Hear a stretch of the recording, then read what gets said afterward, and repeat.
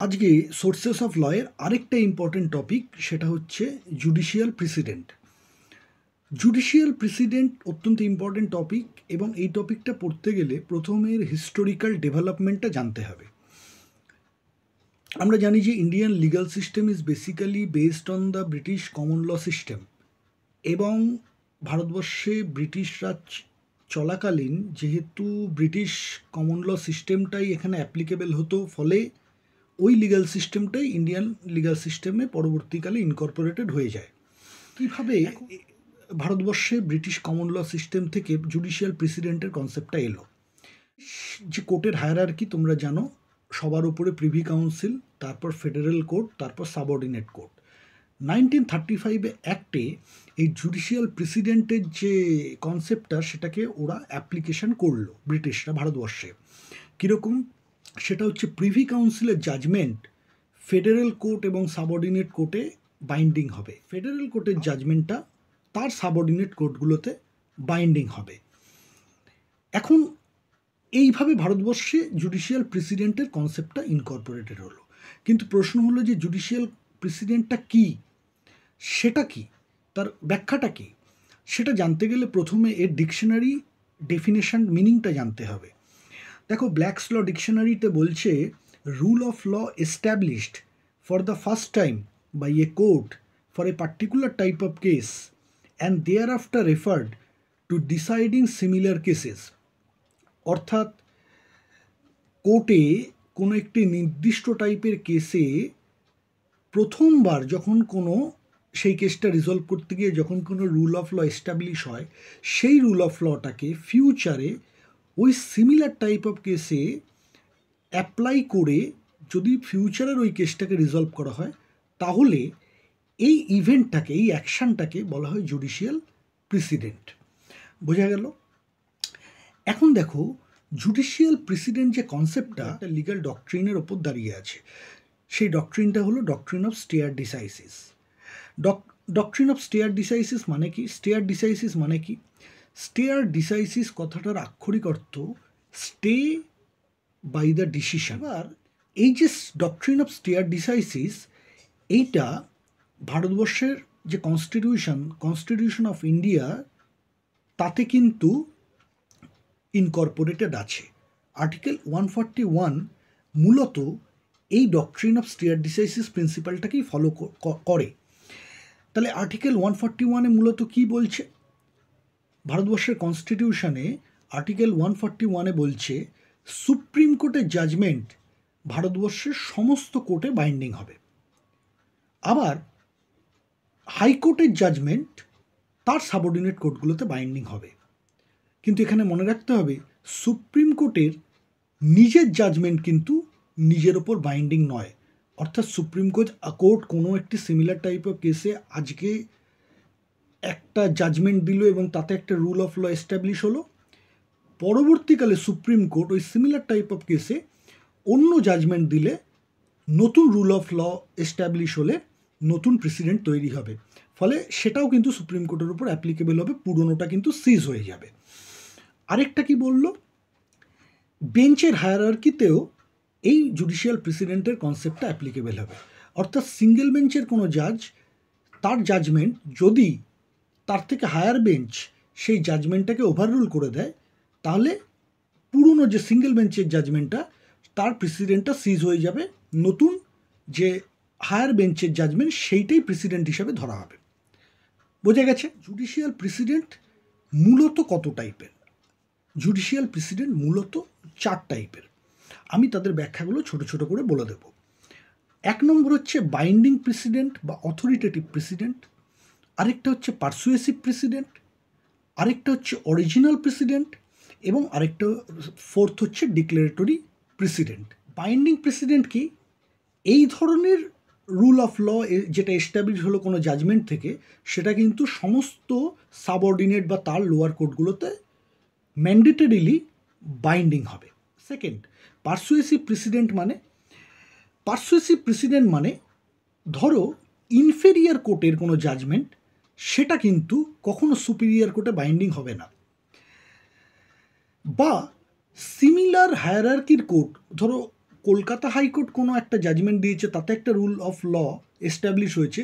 Similar type of case ধরো উড়িষ্যা হাইকোর্টে গেল, এই কলকাতা হাইকোর্টের যে জাজমেন্টটা সেটা কিন্তু উড়িষ্যা হাইকোর্টের ওপর বাইন্ডিং হবে না, এর একটা পারসুয়েসিভ এফেক্ট থাকবে। অর্থাৎ উড়িষ্যা হাইকোর্ট যে জাজমেন্ট দেবে তাতে এটাকে কনসিডারেশনে নিয়ে জাজমেন্টটা দিতে পারে, নাও কনসিডারেশনে নিতে পারে। এটা হচ্ছে পারসুয়েসিভ প্রেসিডেন্ট। থার্ড হচ্ছে অরিজিনাল প্রেসিডেন্ট। অর্থাৎ অরিজিনাল প্রেসিডেন্ট হচ্ছে ধরো জাজমেন্টটার দিতে গিয়ে দেখা যাচ্ছে আইনের প্রভিশন, সেই কোনো নির্দিষ্ট আইনের প্রভিশন জাজমেন্টটা দেওয়ার ক্ষেত্রে পাওয়া যাচ্ছে না, তখন কোর্ট নিজের ডিসক্রিপশন থেকে এক রিজনিং করে একটা জাজমেন্ট দিল এবং নতুন একটা রুল অফ ল এস্টাবলিশ হলো। এটাকে বলা হচ্ছে অরিজিনাল প্রেসিডেন্ট। এটা এক্ষেত্রে মূলত নতুন ক্রিয়েশন অফ নিউ ল, এইটা কিন্তু অরিজিনাল প্রেসিডেন্টের ক্ষেত্রে হয়, অর্থাৎ নতুন আইন তৈরি হয় অরিজিনাল প্রেসিডেন্ট থেকে। আরেকটা হচ্ছে ডিক্লারেটরি প্রেসিডেন্ট। ডিক্লারেটরি প্রেসিডেন্ট হচ্ছে এক্সিস্টিং প্রেসিডেন্ট যদি কোনো কেসে অ্যাপ্লিকেশনের মধ্যে দিয়ে কোনো নতুন ল বা ডাইরেকশন তৈরি হয় বা রুলস রেগুলেশন তৈরি হয়, সেটা হচ্ছে ডিক্লারেটরি প্রেসিডেন্ট। পুরো যে জাজমেন্টটা দেয় তার পুরো জাজমেন্টের পার্টটার পুরোটাই কিন্তু প্রেসিডেন্ট হিসাবে অ্যাপ্লিকেবল হয় না। এখানে দুটো লিগ্যাল প্রিন্সিপাল আছে, তোমাদের জানতে হবে। একটা হচ্ছে রেশিও ডেসিডেন্ডি, আরেকটা হচ্ছে অবিটার ডিক্টা।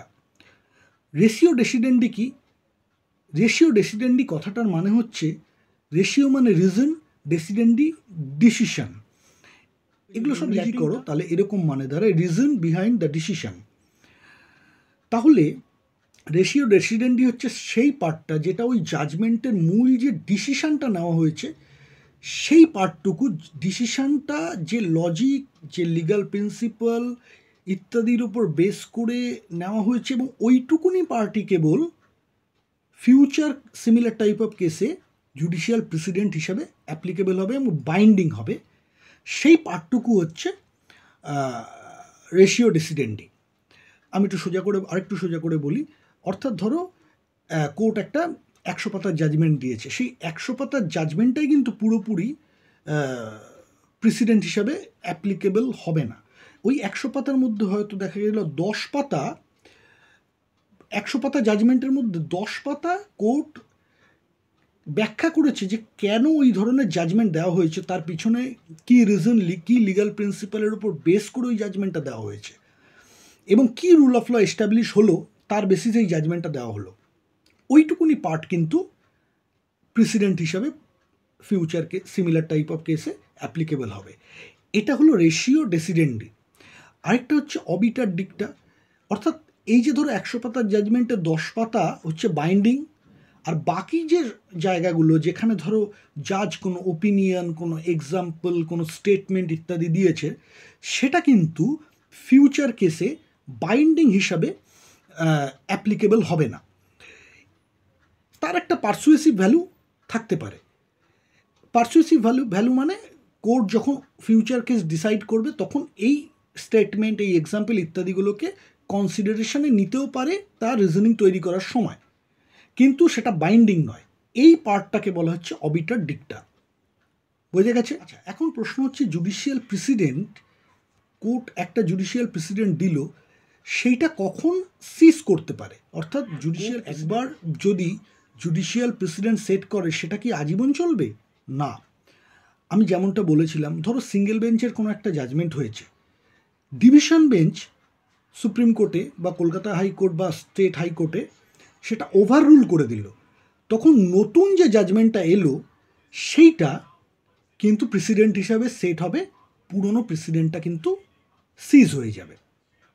সেকেন্ড হচ্ছে an authoritative judgment can discard the earlier decision, যেটা আমরা আগে পড়লাম টাইপস অফ প্রেসিডেন্টে, যে অথরিটেটিভ জাজমেন্ট যদি আসে যেটা বাইন্ডিং, অবশ্যই বাইন্ডিং, সেই জাজমেন্ট, সেই টাইপ অফ জাজমেন্ট পুরনো ওই সিমিলার টাইপ অফ কেসে যদি কোনো জাজমেন্ট থাকে তাকে ডিসকার্ড করে দেবে।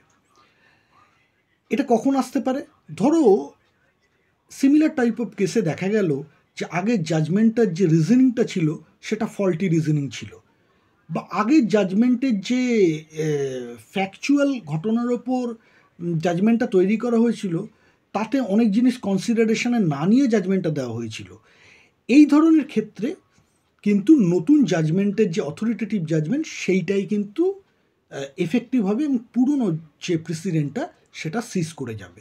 এভাবে জুডিশিয়াল প্রেসিডেন্ট সিজ হতে পারে এবং নতুন জুডিশিয়াল প্রেসিডেন্ট সেট হতে পারে।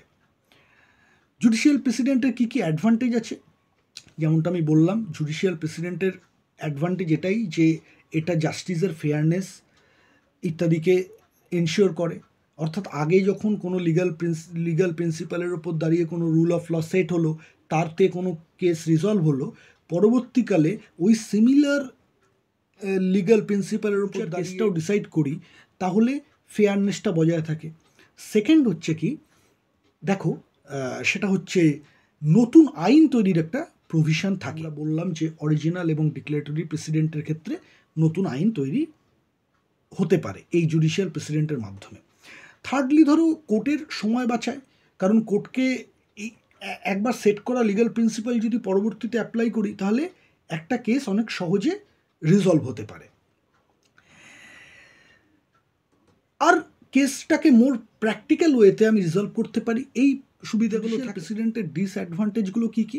একবার জুডিশিয়াল প্রেসিডেন্ট সেট হয়ে গেলে সেটা চেঞ্জ করা খুব শক্ত, কারণ জুডিশিয়াল প্রেসিডেন্টের ক্যারেক্টারটা রিজিড ক্যারেক্টার। সেটা পরবর্তীকালে যতক্ষণ না হায়ার কোর্ট সেই প্রেসিডেন্টকে সিজ করছে, নতুন প্রেসিডেন্ট আসছে, সেইটাকে সিজ করা খুব। এই ছিল মোটামুটি জুডিশিয়াল প্রেসিডেন্টের সম্পর্কে মোটামুটি ব্যাখ্যা।